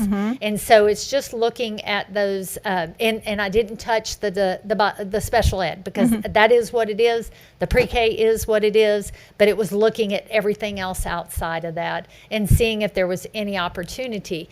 You may say, no, we want to have a bilingual aide at that particular campus for whatever reason. And so you just got to keep that in mind. I just highlighted them so you could see where I came up with that number. Thank you so Okay. much. Any additional questions or comments? Ms. Benavides? When you were talking about class size to 26, Yes. what is our current that you spoke of? Was it 21? It depended on the campus. At the, off the top of my head, I've got. I just my- wrote it I can down. tell you on Report. average, But yeah, it's y'all were 1 to below- yeah. 13.5, right? Yes. Wasn't that right, Art? 1 to 13.5. It's very low, Okay. right, currently. Okay. Now, thank you. I did current class average of just doing the student population and just those teachers that I talked about after doing a master schedule analysis where I went through and captured all the sections, divided it out, and came up with that. There's a summary chart in the middle school section and a summary chart in the high school section that'll give you that. Thank you. Okay? I was just going to say is this thing on? I was just going to say the 13.5 was a number Total. that we picked up off of the taper report, Yeah. which is just all teachers divided by All students. all students. So that was 13.5, and the state average is a little under 15. It's about 14.8. So we are under the state average. Keep in mind that the state average includes all districts in the state, and 80% of the districts in the state have fewer than 1,000 kids. We're much larger than average. And so if you compare us to, say, Birdville, and Birdville is one of our, if you look at the taper report, Birdville came in at 15.3, and we're at 13.5. And so we're significantly below on average. If you just look at the student-to-teacher ratio, we're significantly under Birdville. And Birdville is a very comparable district to us. But that's including, excuse me, all CTE, all special ed, everybody. Yes. I'm just making that clear. Yes. Yeah, so that's a, Does that sound about right to you? Yes, absolutely. Yeah. Yeah, That the makes a taper difference. includes all of that, every teaching position that's reported. Like I said, my current class average that I established in the theoretical average was done by going through each one of y'all's master schedules at the secondary level, adding up, literally counting sections for every campus, dividing by what the opportunity would be. For instance, whether it was the 6.5 or the 6.5 or the 5.5, and then getting what the current class average is based on those FTEs. So, Well, thank you very much for your You thorough bet. presentation, and really appreciate the summary and the other summary and then the full report, because it just kind of helps you process it in different ways. Dr. Aldridge, I would like to request kind of your plan for how to keep the board informed about this process as we go through next school year, because I know you guys are thoughtfully considering what we're going to do with this information, but I think the board would like to receive updates as we progress through utilizing this report. I will tell you, Dr. Smolskis and I met, and I've already said we need to create a chart. I know you all well enough that we're going to chart out what we absorbed and she learned how to use Canva last night, so I think it'll be pretty, but it will also be a chart. I think that what we need to take away from this is, one, we had an outsider, TASB, wonderful presentation that took all the emotion out, and it was because we all know great teachers and great administrators and librarians and whatever's dear to us.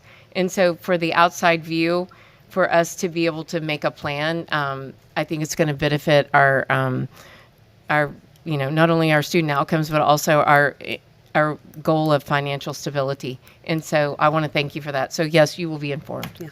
And thank you for, I know you guys are taking this very seriously, because we want to get to a balanced budget and we want to right size this district, and decisions are going to have to be made, but keeping that as far away from the classroom as possible, I know, is also a priority, because we have goals, but at the same time, we do have to right size things. So I really appreciate the work that administration did to support this, and the continuing ongoing work that you guys are going to do to really right size us.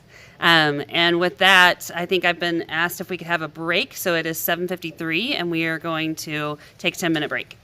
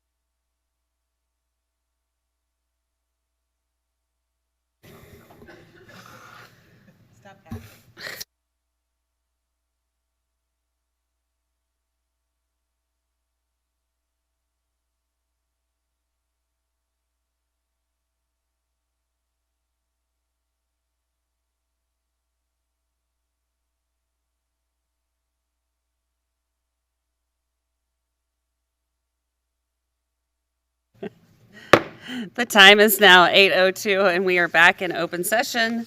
Our next presentation is 3D, our budget workshop for the 26-27 school year.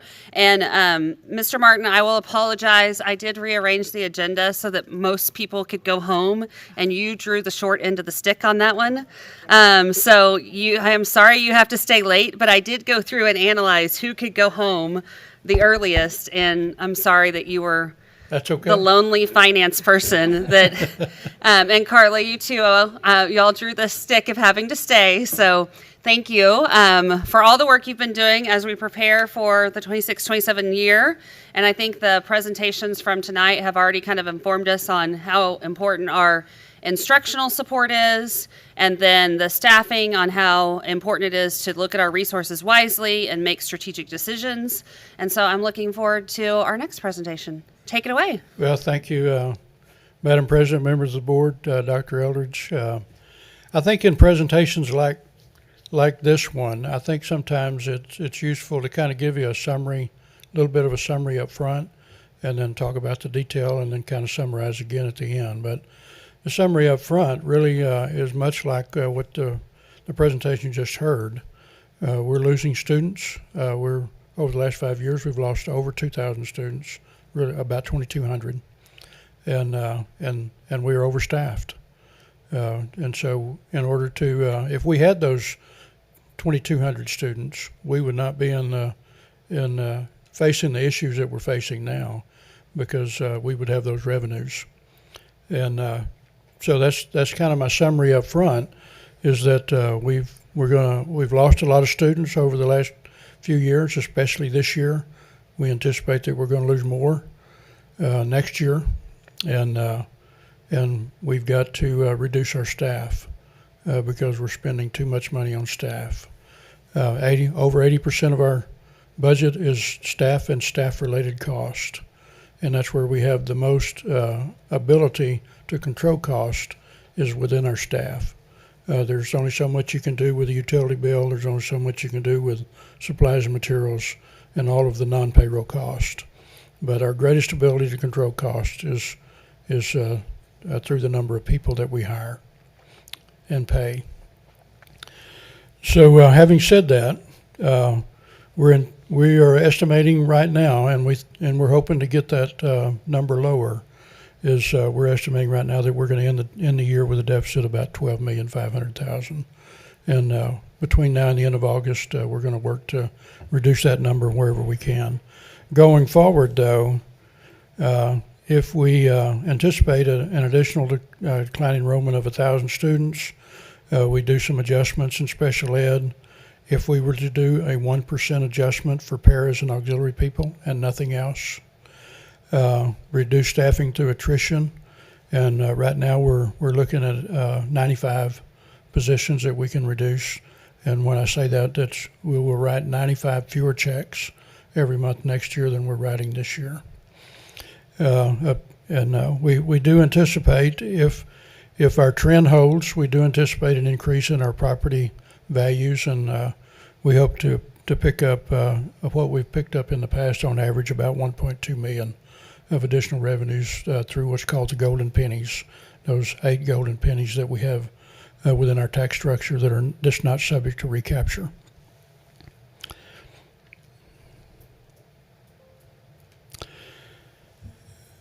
We have actually reduced expenditures this year compared to last year, about 3.1 million. Part of that is due to the one-time use of TIF funds, but we've also overall reduced spending even without that. We trying to right size the district. Total employees, we're anticipating that we're going to get down to about 3,368 through attrition, not a RIF. So we're not talking about a RIF, we're talking about attrition. But that's still going to leave us with a deficit. And when I talk about a deficit, I know that we're changing the fiscal year, and because we're going to just be budgeting next year for 10 months, we're going to be able to show a balanced budget. But on a cash flow basis, we're still going to be spending more cash than we're bringing in, even though we're reducing students. In 24-25, if you look at the number of days in cash, and that's what you will see if you look at the first report, the Financial Integrity Rating System of Texas. TEA has an item on the first. It's item number 7, and if you look at that, in 24-25, we were at 157 days in cash, which is adequate. TEA, if you don't drop below 90, as long as you're above 90, you're going to get the maximum points. Once you drop below 90, then you're going to start losing points on the first report, which is our financial report card. So if we anticipate a $12.5 million deficit or a decline in cash, that's going to put us at about 142 days. Next year, if we end up having a $21 million deficit, then that would put us at about 117 days.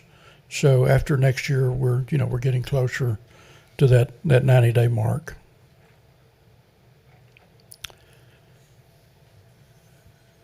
The House Bill 3, the teacher incentive allotment, we just want to point out here that we're one of those districts that we have went all out on the teacher incentive allotment for our teachers so that we can get as many teachers as possible to receiving money through the teacher incentive allotment. And so right now we've got 528 teachers that are on that allotment, and we're spending about $5.6 million.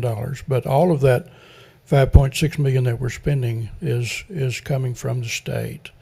So that's money that doesn't come out of our tax collections. That's money that's coming directly from the state. That $5.6 million, and you probably know that there's a lot of districts that, for whatever reason, they have chosen to opt out of the TIA, and we're one of those districts that didn't.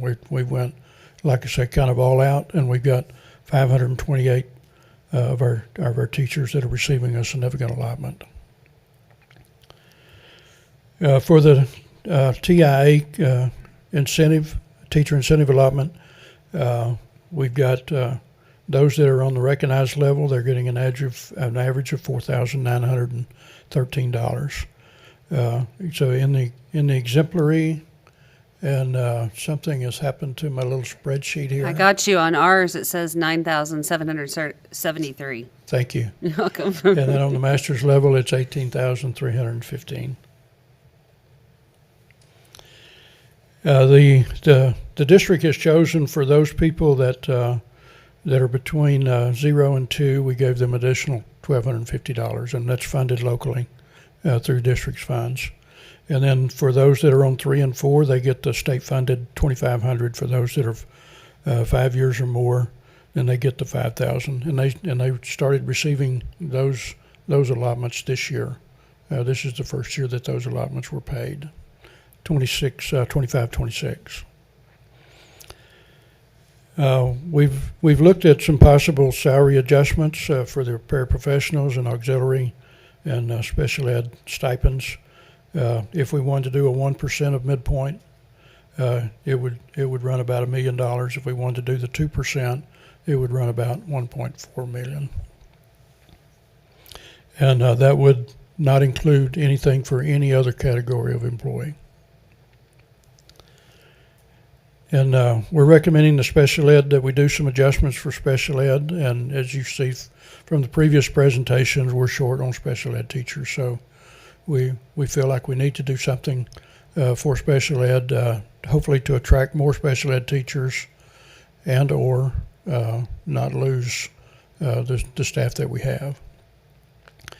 And we want to do an increase recommend an increase for clerical paraprofessionals and auxiliary staff. We have a incentive that we talked about, and it's included on this slide here, that has been in place apparently for a while. And to be honest with you, I've not worked at another district where I've worked at other districts where they had an incentive, but this is a very nice incentive, where we're paying out, potentially several $1,000s a year.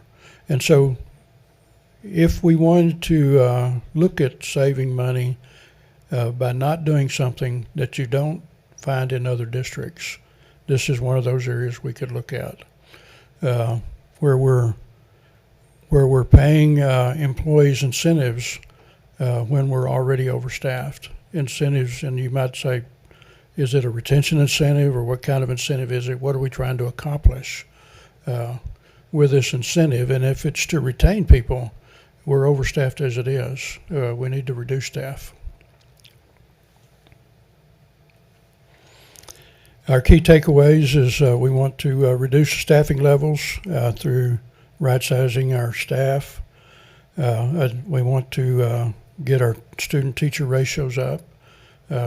As we discussed a little bit earlier in a previous presentation, if you look at us in Birdville, in order to for our district to be comparable to Birdville in our student-teacher ratios, we would need to reduce our teaching staff by over 200, about 240. We want to get to a place where we can be financially sustainable and have a balanced budget. We're not in what I would call dire straits, or we're not in trouble financially. But if we don't right size our staff and our payroll cost, we're headed that way. We can't afford, not for very long, we can't afford, deficits of $15-20 million, because you will drop below that 90-day threshold, and TEA will start downgrading us on a report card. If you drop below 30 days, kind of think about that. And I know we're a ways from that, but if you ever drop below 30 days, if you got a monthly payroll coming up, 1 month is 30 days. If you don't have 30 days cash in the bank, you're not going to have enough money to meet payroll. So you have to keep it up above 30 days, or you're going to the bank to borrow money. And so that's kind of, I think that's where we're at. And so I want to kind of pause a minute and give you an opportunity to ask us any questions. Board members, questions? Mr. Gilmore? Back to the 1% or 2% of midpoint. I'm the fun new guy. What kind of difference does that make to an individual? Do you know that answer? Is it 2%? I'm trying to think of a beginning salary. I'm guessing our beginning salaries for a clerical person as a midpoint is probably $25,000. 1% would be $250. Am I addressing your question? Okay. Ms. Brady? On the special ed incentive, what does that break down to? Is that a $6,000 incentive bonus? Is that? I think Sarah is working on that. I think we want to try to limit that to $600,000 for special ed, and then she's going to be, if she hadn't already got it worked up, she's going to be working that up. I'm working to try to figure out. Can you come to the mic? Oh, I'm sorry. Of course.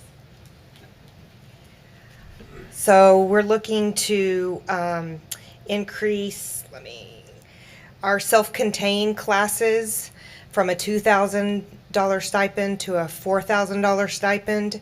Except for our past classes, we're looking to bump it to a $5,000 stipend. And then our fundamentals, in-class support, inclusion teachers from $2,000 to $3,000. Thank you. Thank you. Am I reading this correctly that we are not considering a base pay increase for teachers? No, we're not considering it. I say not considering it. We're not. It's not part of our recommendation. And if it's okay to say it, whatever we do, more than this, it just makes our deficit larger. So when you look at the financial projection of the 21 million, is that 21 million cash, or is that 21 million on the 10-year or the 10-month? No, this is on a, because as we talked about earlier, the 10-month, we're going to be able to show a balanced budget because we're not gonna budget for the months of July and August, and so that's going to allow us on a one-time basis, but that's not going to affect our cash flow. Our cash flow is not going to change. So over a 12-month period, we're still going to be spending more cash than we're bringing in. Okay. So how does this compare with our peer districts that are adding to teacher salaries? I think Tammy has some information about that. We are below our peers, and that's because we have too many staff. So just think about the formulas. We're subject to the same formulas. All of our peer districts are. They're subject to the same formulas we are. And they generate about the same amount of revenue per student that we do. When we hire more people, we're not going to be able to pay as much per person as the other districts. If they hire fewer people, they can pay more per person. And that's there's just no other way around it. So if we have 240 teachers more than we should, we're not going to be able to pay our teachers as much money as the other districts. So what I heard you say right now is that we're already 95 positions down. So we've eliminated 95 positions at this point. We're at least that now, and so between now and August, we're hoping that we think that will increase. By a significant amount, like 150? Not that many. No. Okay. But something bigger than 95. Bigger than 95. Thank you, sir.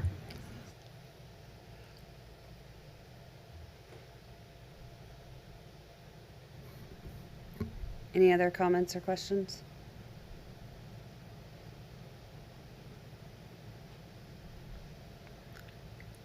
So what are the next steps to look at the 26-27 pay scale?